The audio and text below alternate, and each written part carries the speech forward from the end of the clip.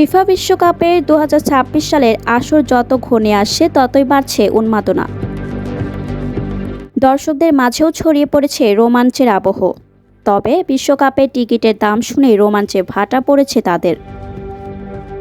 FIFA বিভিন্ন দেশের জাতীয় ফুটবল অ্যাসোসিয়েশনগুলোকে মোট টিকিটের 8% বরাদ্দ দেয়। অ্যাসোসিয়েশনগুলো এই টিকিট তাদের সবচেয়ে বিশ্বস্ত সমর্থকদের কাছে বিক্রি করে। এবার সেই টিকিটগুলোর দাম চড়েছে। জার্মান ফুটবল অ্যাসোসিয়েশন কর্তৃক প্রকাশিত 2026 বিশ্বকাপের টিকিটের দামের তালিকায় দেখা গেছে, গ্রুপ পর্বে বিভিন্ন ম্যাচের টিকিটের দাম $180 থেকে $700 মধ্যে।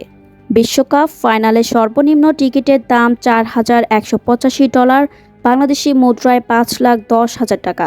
সবচেয়ে দামি টিকিটের মূল্য $8,680, বাংলাদেশি মুদ্রায় $10,58,764 টাকা।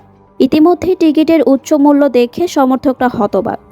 ইংল্যান্ডের ফুটবল সাপোর্টার্স অ্যাসোসিয়েশন প্রতিক্রিয়া বলছে, এই অত্যাধিক দাম সমর্থকদের মুখে চড় মারার সমান। অতিরিক্ত দামের এই অভিযোগের বিষয়ে ফিফা এখন পর্যন্ত কোনো মন্তব্য করেনি বলে জানিয়েছে বিবিসি।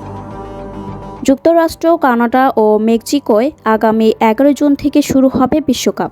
19 জুলাই নিউ ইয়র্কের মিড লাইফ স্টেডিয়ামে অনুষ্ঠিত হবে ফাইনাল।